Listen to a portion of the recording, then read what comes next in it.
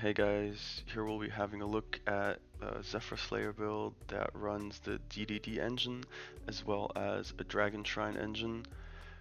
This gives you a lot more juice, you're a lot more likely to get into Electromite early, and Lamia really helps you to make Denglong. Alright, starting off with our first replay. I hope the audio is a bit better this time around. I tried to adjust some of the sound settings. We'll be using the Dark Contract to get us into an early Electromite.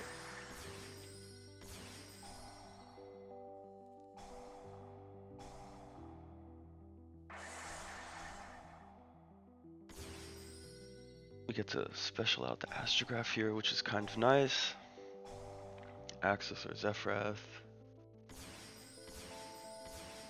And Pen Summon for a ton here. This gets us our Necro Valley. We don't use the Chronograph here anyways. And we end on an Appaloosa for 3, Necro Valley, Baguska to protect the Apo, and a Counter Trap. Pretty juicy. This one really shows off the power of the both engines together. Foolish sends Dark Worm. This gets us a free Pen Body. Gets us our Gate 0. Then we get to normal the Kepler here. Unfortunately, you can't normal Kepler first to play around an Imperm or something on it, unless your opponent holds it, since you can only reborn the guy when you control no monsters.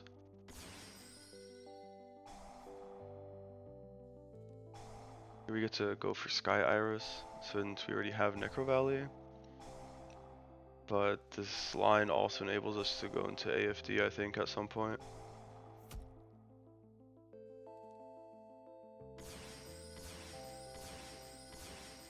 We get to pend out the Lamia, which is pretty crazy. This lets us make Denglong, have Lamia engraved to reborn it with its own effect later. We go through the usual Zefraslayer stuff. We can get rid of the Zefranu, even though we have the 9 pillars, since Denglong gets us another one. Now we summon back the Lamia just to give Apo an additional negate. And here we end on Apo for 4, Harbinger to protect it with the spell negate, and 2 counter traps. Here's another nice hand. The Draco face-off, of course, always gets you exactly the one that you don't want. Kind of unfortunate, honestly. I don't know what the other send should be. I think possibly the tuner, what is it, Luster Pendulum, since you're never getting the one that you want anyways. I have to try out a bit more with that, but we'll just take the free body here. No worries.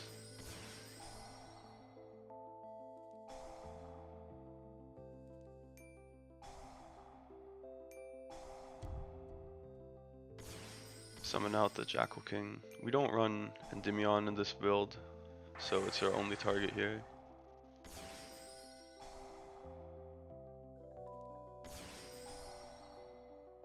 Use the AFD here to get us the Oracle.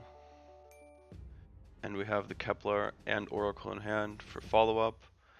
Since we didn't run through the DDD line yet, Oracle will get us another Zefrath in case ours dies for some reason.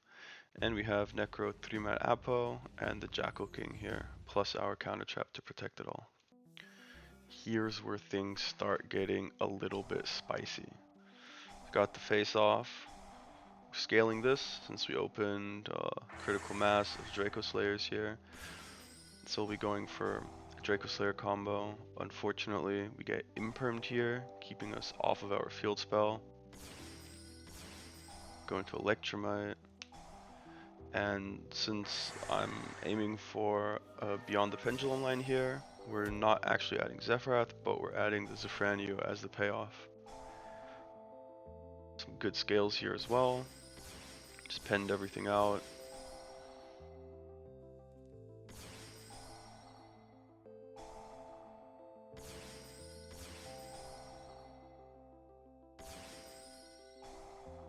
Alright, and here's where the spice comes in. So, trivially, at this point, you can see how we get into Apo Harbinger or something, plus 2 counter traps. Sorry, my bad, you only get 1 counter trap and you have Zephyr War as the other one, as the Search of Providence. But as you can see, there's no actual Zephyrs on the field right here. We scale Zefrath or something.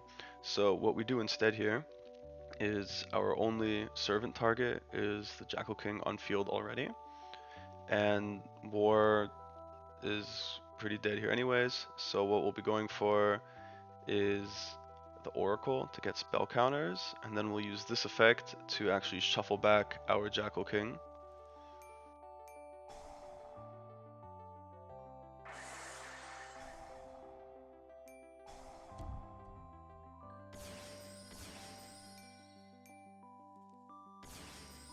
So let's go into a Fat Apo. I actually just realized we have, oh no, we have the Zefrath off of the Oracle. So War would have been dead regardless. But this way we get to end on Counter Trap, the Jackal King, the Apo, and we still have the Harbinger here. Kind of crazy hand again, kind of unfortunate. Gonna be honest, I don't know why I didn't just activate Dragon Shrine. My friend was showing me a Bocce the Rock over edit of some JJK video. I was kind of distracted at this point.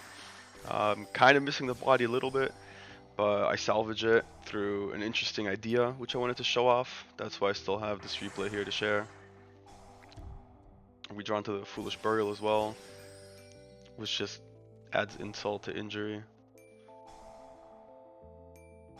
Have really good scales here though. So we get to pen summon back out the Kepler, which is crazy since this constellation goes nutty with the Destrudo. Since we get to make Denglong by targeting the Servant, add the counter trap, and then we get to go into our Ignister Prominence here. We'll just be discarding the Foolish Burial for a Necro Valley at this point. And now I want to try this out where you shuffle back the Electromite using Ignister's effect, so you get to remake it. Instead of adding a counter trap here, we're using Providence to add a level 4. And then we use the second Electromite for Chronograph in order to get us into our rank 4. So now we have protection for our Apo in form of Baguska. And we also have the counter trap and the Necro Valley. Alright, this line goes a bit nutty. I actually labbed out what I should add off the Revolution here on DB. They all basically end on the same thing, but this line gives us a bit more juice, shows off the Dark Worm as well. And we get to end on an additional rank 4 here. So using Electromite to get our field spell access here by adding back the Majesty Pegasus. And the crazy part here is we're using Oracle of Zefra's fusion effect to special summon a monster from your hand. This will summon out our, I can't click on the card, hello? It won't let me, I'm being scammed. This will summon out our Majesty Pegasus. It is not summoned by a Zefraslayer effect or by pen summon, so you don't get the search here, but what we will do is we'll overlay this into a rank 4.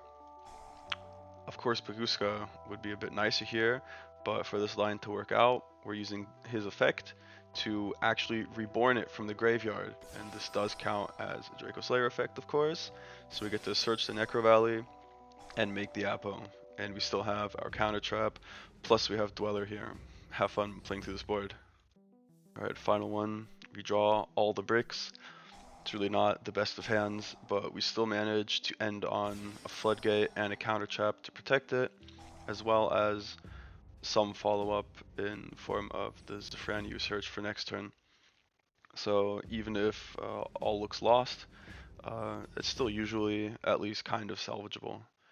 I hope you guys enjoyed. I hope you liked the interesting ideas using the niche interactions like the field spell on the fusion effect or shuffling back Electromite or something to help extend.